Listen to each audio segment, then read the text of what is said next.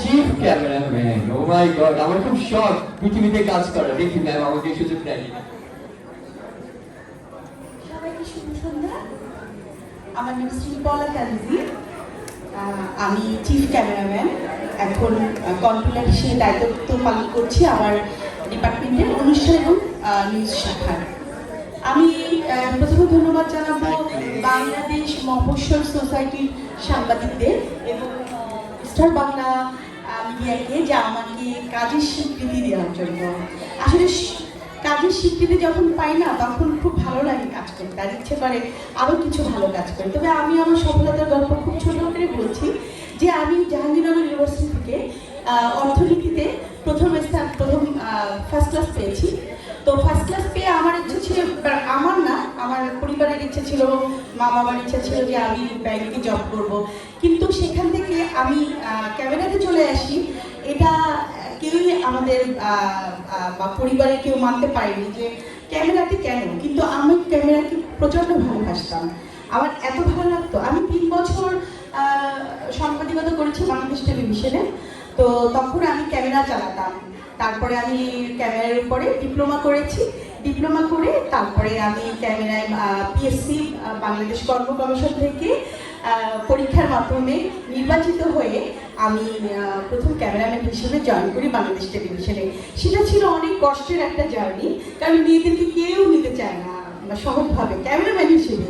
হয়তো একটা ক্যামেরা ধরেছি, হয়তো প্রডিউসার জানছে না, উপর থেকে বুঝতে পারছে, বলছে বাহ খুব সুন্দর সুন্দর শর্ত, এতক্ষণ এই শর্টগুলো কোথায় ছিল, এতক্ষণ কেউ দেয়নি। আমি চুপ করেছিলাম। যখন এসে আমাকে দেখে, মেয়ে দেখে, তখন আর ভালো লাগে না, মানে মেয়েকে অ্যাকসেপ্ট করতে চায় না। তো এইভাবে পার হতে হতে অনেক কষ্টের করে আমি পার হয়েছি এবং নিজের চেষ্টায় নিজের সেই সফলতার এই পর্যায়ে এসে আমি মনে করি যে প্রত্যেকটা মেয়েকে, আমি প্রথম বাংলাদেশে রাষ্ট্রীয়ভাবে মহিলা ক্যামেরাম্যান এবং কন্ট্রোলার এবং চিফ ক্যামেরাম্যান। আমার আগে এই বাংলাদেশে আর কেউ হয়নি, সেটা হলে রাষ্ট্রীয়ভাবে। এর জন্য আমি গর্ববোধ করি। আমি সব মেয়েদেরকে ভীষণ আগ্রহ প্রকাশ করতে আমি বলতে চাই যে তারা যেন সবাই এই পেশাটাকে গ্রহণ করে। এই যে আমার সামনে একজন ম্যাডাম আছে, ওনাকে দেখে আমার শুনতে থেকে ভালো লাগছে যে উনি কি সাবলীলভাবে কাজ করছে। আমি মেয়েদেরকে এইভাবে কাজ করতে দেখতে অনেক পছন্দ করি এবং আমার আন্ডারে যেসব মেয়েরা আছে আমার কাছে কাজ করে তারা খুবই খুশি। আমি তাদেরকে সকল ধরনের সুযোগ সুবিধা দেই, কারণ যে সকল সুযোগ সুবিধা আমি পাইনি, আমাকে অনেক কষ্টের বিনিময়ে এই পর্যায়ে আসতে হয়েছে। তো আমি মনে করি সামাজিকভাবে, সামাজিক দায়বদ্ধতা থেকে আমি বলছি যে একজন ক্যামেরা পার্সন বা একজন ক্যামেরাম্যান হিসেবে সমাজের যে দৃশ্যপট, যে আনন্দ বেদনা সুখ দুঃখ এই প্রত্যন্ত অঞ্চলে বাংলাদেশ টেলিভিশনে পৌঁছায়। সব টিভি যায় না। তো যেটা আমরা ধারণ করে যেটা প্রচার করি, সেটা সেখান থেকে উঠে আসে, সেই গল্প উঠে আসে সবার কাছে, সারা দেশের কাছে। এবং আমরা যে নাটক করি সেটাও কিন্তু বাস্তবতার ভিত্তিতেই করি, বাস্তবতাকে সামনে রেখেই করি।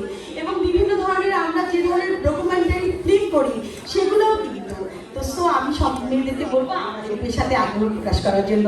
সবাইকে অনেক অনেক ধন্যবাদ আমাকে এখানে এসে কাজের স্বীকৃতি দেওয়ার জন্য এবং আমাকে ভালোবেসে থাকার জন্য।